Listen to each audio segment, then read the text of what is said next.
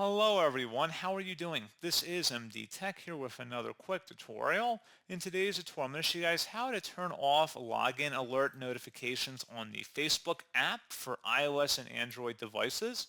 So if you do not want to receive a login notification sent to your email or phone every time you log into your account, in today's tutorial I'm going to show you guys how to set that up. And without further ado, let's go ahead and jump right into it.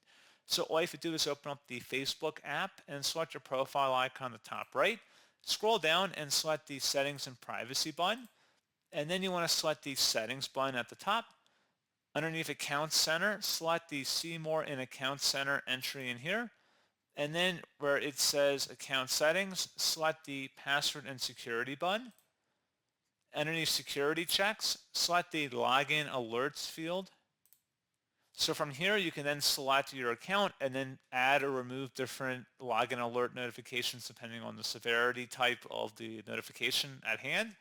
And that's pretty much all you have to do. So pretty straightforward process, guys. And as always, thank you for watching. I do hope that I was able to help you out, and I do look forward to catching you all in the next tutorial. Goodbye.